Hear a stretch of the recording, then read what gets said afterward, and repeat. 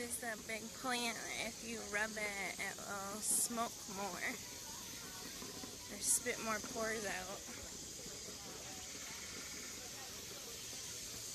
You get like the detail and the ooey gooiness of it.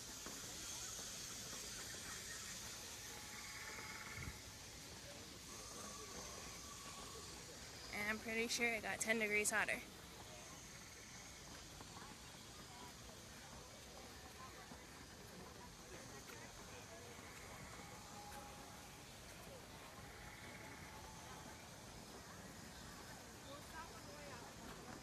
Flight of passage. That's the flight of passage. This is the end of line. How do you know how long it is? I guess we can ask him how long of a wait it is.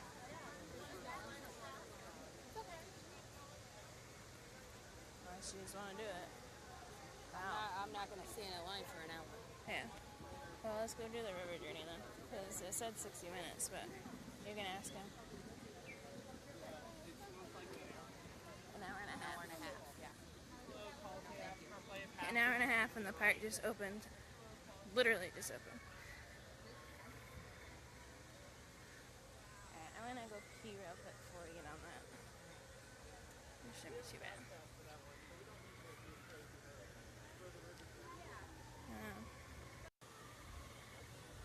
Looks like they're doing some filming. Yeah, I don't know. Like the floating mountains.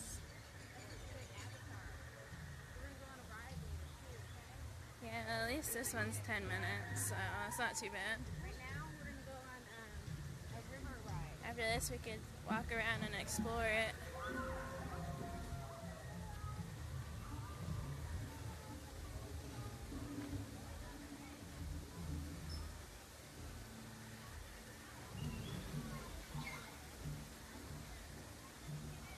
That's the shaman.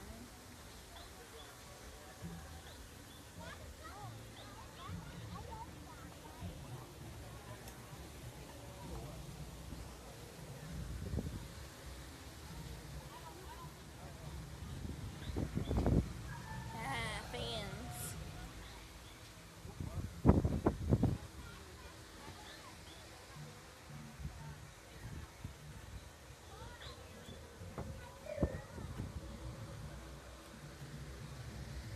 I think we'll be inside in a minute.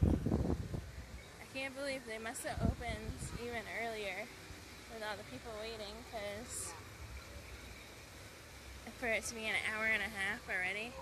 It's just barely 9 o'clock when I came out of the bathroom.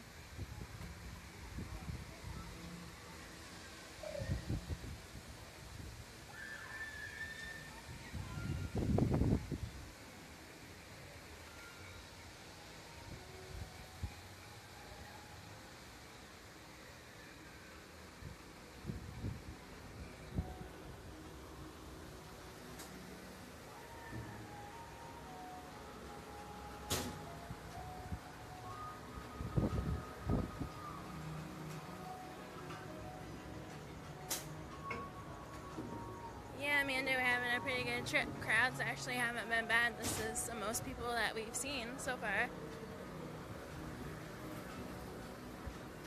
But, you know, everybody's trying to get to Pandora without having to do their fast passes, so they all came in early like we did today.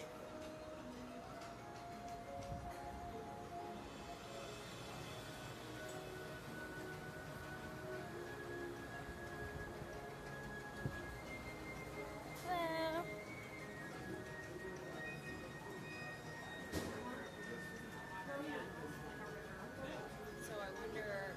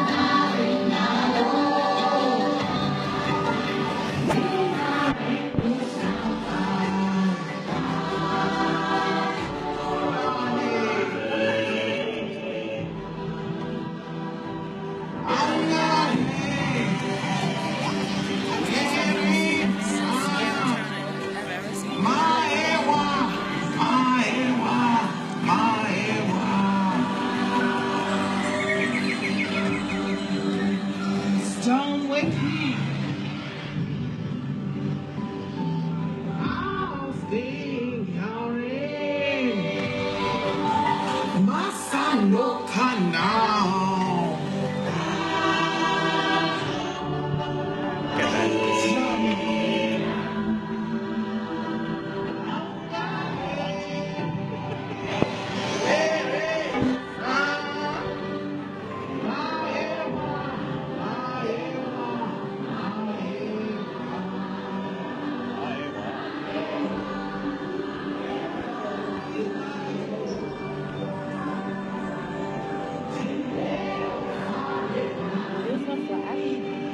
Huh? I use the flash.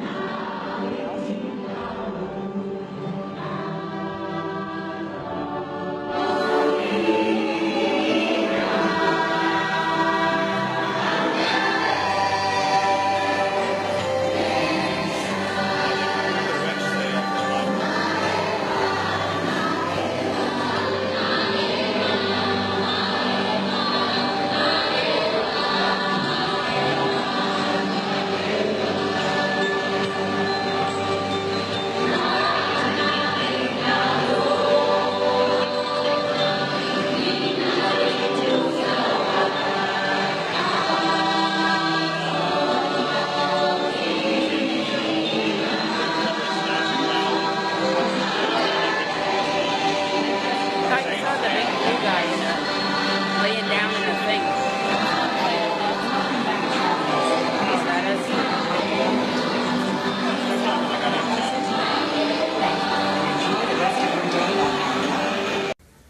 Okay, so that was a river journey ride, which I lost connection when I got in there, so I filmed it. So it'll be posted at some point.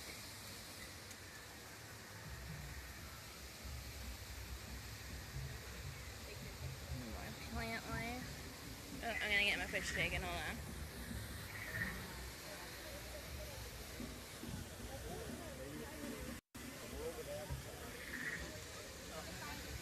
Floating mountains. And I'm gonna get my fish taken over here, so hold on.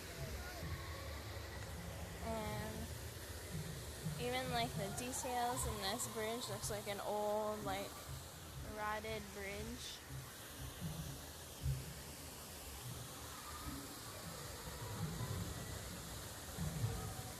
So where does it come out somewhere down that end? Yeah, you can go, because there's like a back path that you can take to get to the safari, so I was gonna do that. Again? Yeah. Look at the plants over here. Like the details on the moss growing on the rocks.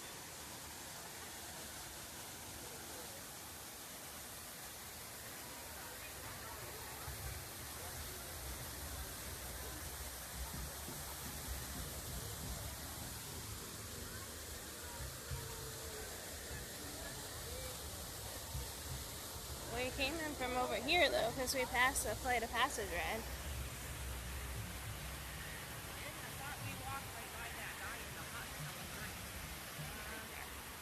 Yeah, because here's where we went on. We came in from that way. I think the path is over there somewhere.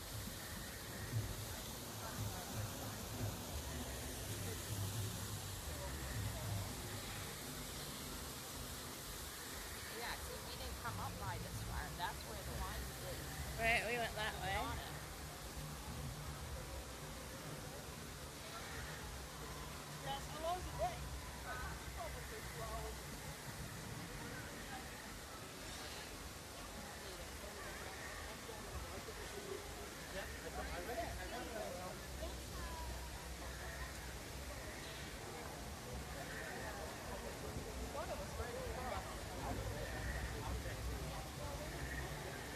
I'm gonna go in here and look around.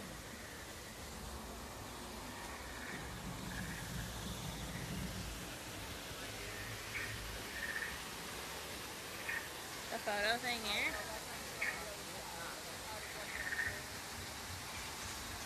These things look like Venus flytrap things.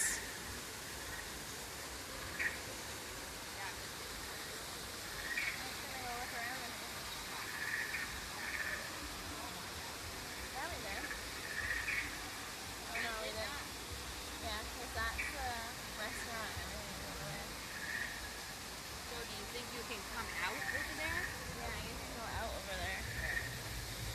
wanted to look in here for a minute, Yeah. unless you wanted to go. No, I just, that's what I was saying then, because we saw it like that anyway. And he said he was over that side.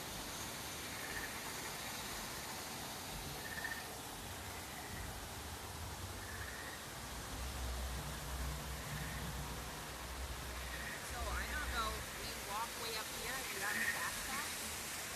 Yeah, your mess. See, because it says right there, fast pass. Yeah, and it's a 120-minute wait. Yeah, I know. Yeah. We walk over there for the fast pass. So we'd have to keep going, Right. like we're headed towards the river thing and come over here. Yeah.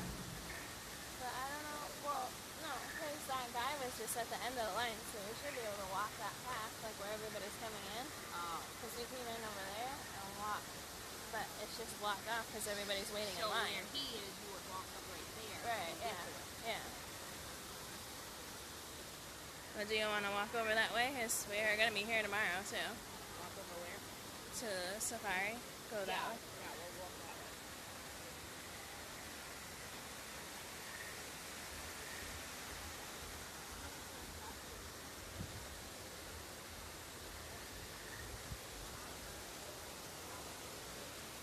This thing looks like a built-in bench.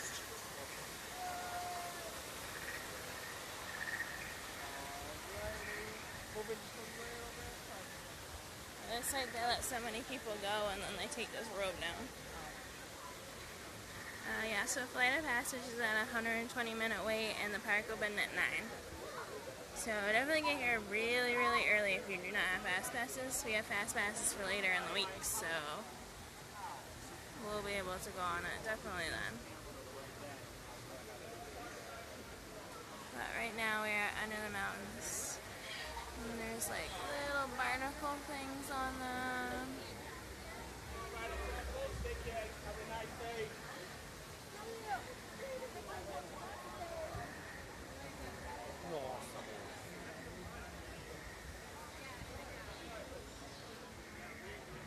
We didn't bring that map with us, did we? No. So you'll probably find it on there. Find what? This is where Flight of Passage comes out. This is that restaurant. Oh, where we want to get that stuff. Yeah. Just trying to figure out where that path The only way is. out is to go that way. I think we were going to be able to do it today. So.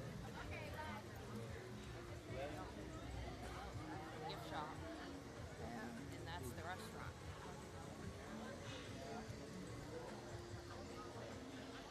I know there is another path because other people are taking it.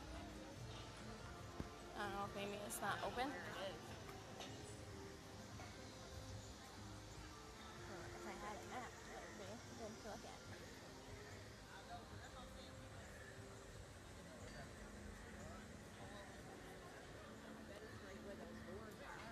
But they're closed. Because I think all those were closed. Has been closed. what I saw, the time that I saw something was that there was 2 ways in and out. Yeah. But they were having such a backup that they closed off the other way. I didn't hear that. Right, Patrick? It could be just because it's so early in the morning. Let's smell that. Smoke.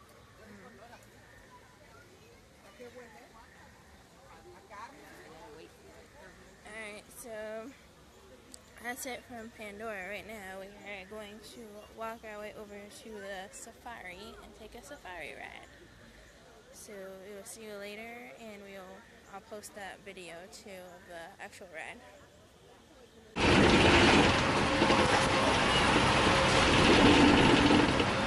Now here we are at the Serengeti grasslands of the savannah. Very beautiful look at, I don't say so myself, especially since the animals make it that way. The antelopes eat the grass, keeping it nice and low. The giraffes eat the leaves on the trees, keeping them nice and trim. And elephants knock down the trees, making more room for animals to wander more freely. We're going to be heading down in just a moment there. Alright, here we go. Gonna be able to see a couple of different animals as we head down here. Gonna be on the right hand side. Hold on here just for a moment.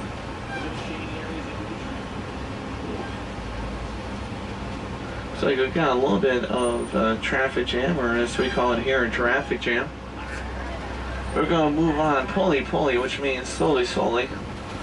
Go over. Alright, now we're going to be able to see a couple of different animals here on the right hand side. First, you're going to be able to see the Ankoli cattle, also known as the Watusi cattle, named after the first people to domesticate them, the Watusi tribe. They are the only domesticated animals here in the reserve. Those large horns on their head are actually lightweight due to the honeycomb filling. And they also have blood vessels in those horns that help keep themselves cool. Also, those smaller antelopes over there are called springboks.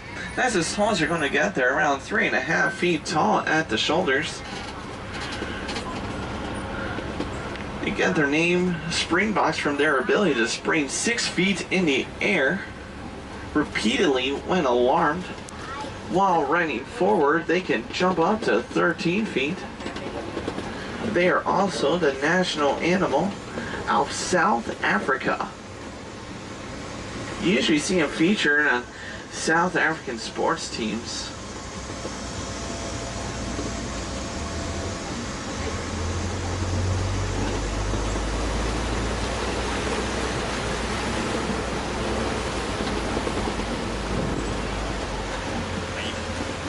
Coming up on the left-hand side over there, believe it or not, those are not hyenas. Those are actually African wild dogs, also known as painted dogs due to their coating. Every pattern is unique to each one, just like our very own fingerprints. That's how they recognize each other. Although they seem cute and adorable, they are the most successful predators down here in Africa. More successful than a lion or cheetah, hunting in packs and chasing their prey to the point of exhaustion.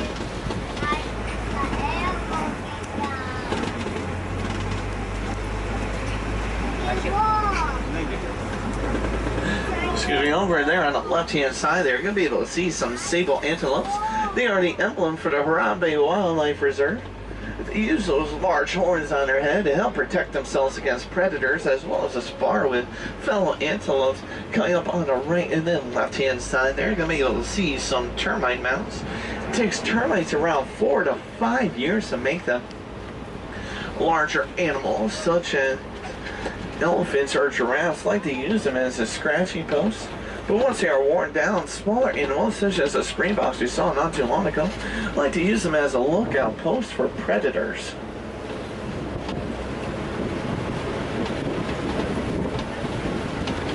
Let's see if I up ahead over here.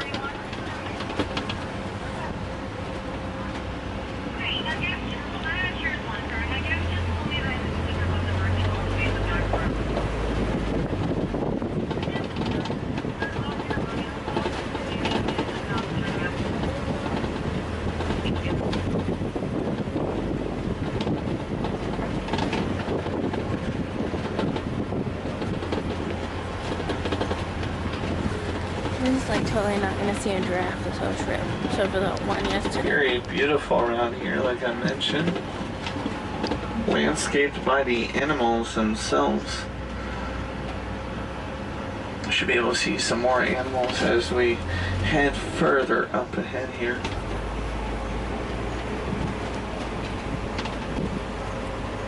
Ooh.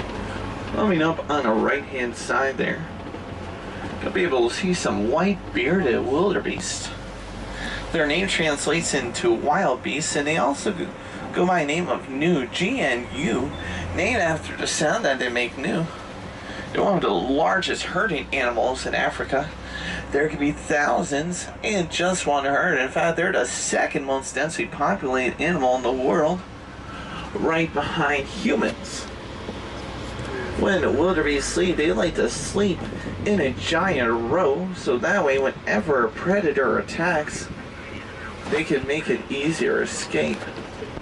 Well, I think up ahead there we're going to be able to see some Maasai giraffes, one of the tallest animals in the world. They can reach anywhere between 18 to 20 feet tall. When giraffes are first born, they can reach up to 6 feet tall and weigh as much as 150 pounds, pretty much starting their life the size of a full-grown man.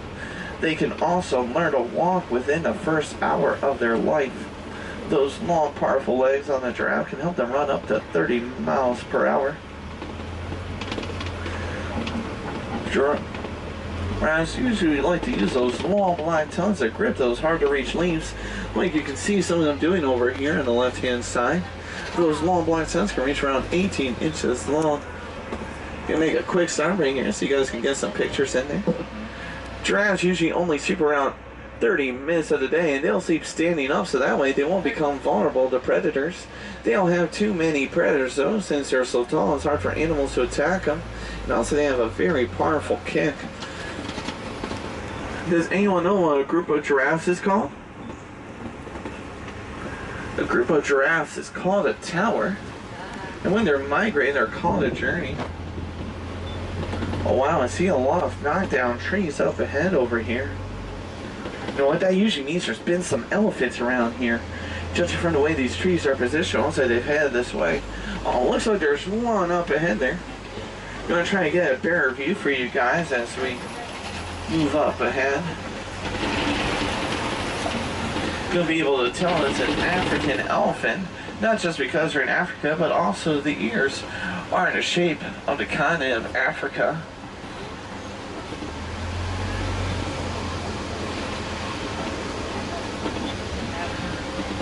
You see some mandrills over there, right with the trees over there. They're the largest monkeys in the world, with males being able to weigh up to 100 pounds, while females can weigh up to 30.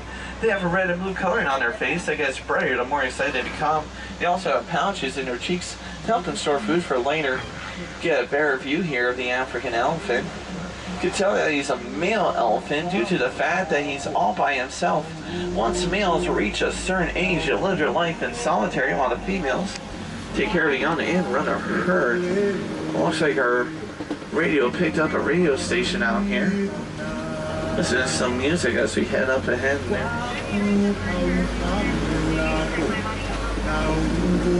Uh-oh, road's closed. Gotta take a detour here.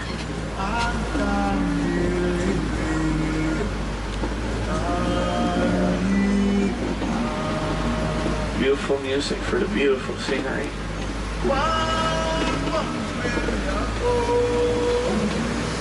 Oh good, there's a bridge up ahead here. I'm not so sure about this bridge though. Looks like it's seen better days. We have to go pulley, which means slowly over the bridge to play it safe. Sorry, I got to turn off the radio right now. Everyone, hold on tight. Might get a little bit bumpier. Alright. Everyone, make sure you have a tight grip there. Almost there. Pulley, slowly, almost there. Just a little bit more, and we made it, folks. We made it.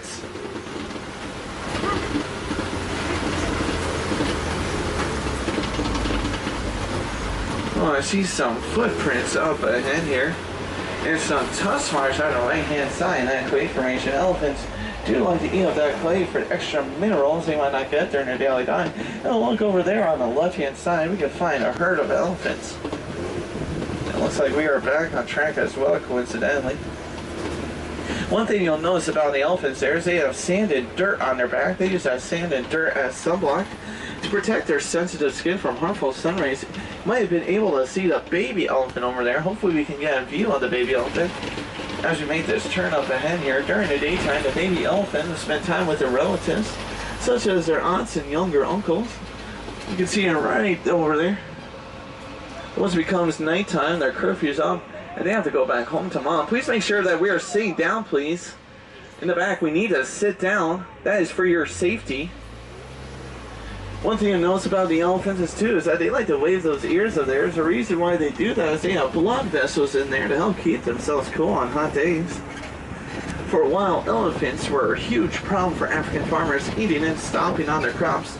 But after working with Disney's Animal Kingdom on conservation, they found out through studying their vocal patterns that elephants are afraid of bees. That's right, bees. Once they found that out, they put beehives around the farmlands. Not only did it keep elephants away, but also provided farmers with another source of income of honey. Sadly to say, though, elephants are being poached for those tusks, which are made out of ivory. Unfortunately, ivory makes a lot of money in the black market. Very, very sad. Coming up over here on the left-hand side, you're going to be able to see some grayer flamingos. These are the lightest pink of the flamingos. They don't start out pink, though. They actually start out gray, as you can tell by shrimp. These are also the largest of the flamingos. They can reach up to around 5 feet tall and even weigh as much as 9 pounds. Does anyone know what a group of flamingos is called? This one's an easy one. Oh, they're called a flamboyance.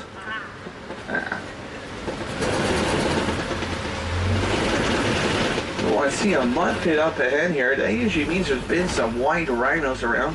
White rhinos like to roll around in the mud, help keep themselves cool on hot days. Maybe we can find some as we head up ahead here. Make sure you keep an eye out for them. If you see something, say something.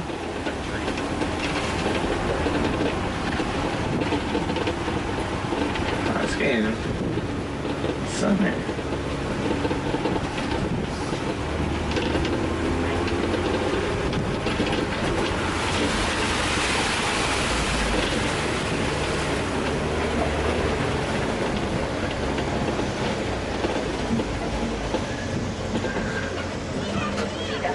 See a cheetah up ahead here. One of the fastest, actually the fastest land animal in the world. Okay, well, guess how fast a cheetah can run? 60. I heard 60. That's a really good guess. But they can actually run up to 70 miles per hour for a few hundred yards, using their non-retractable claws to help them grip the earth as they run. They also use those muscular tails of theirs to help them change direction, much like the rudder of a boat. They also use those beautiful fur coats that blend in with their surroundings, so that way they can sneak up on their prey. They are also the largest cats that can purr. Now, speaking about cats, we're heading to the Kopi Rock Formation, and usually here we can see some lions. Lions are usually inactive 20 hours of the day, usually hunting at night due to their excellent night vision.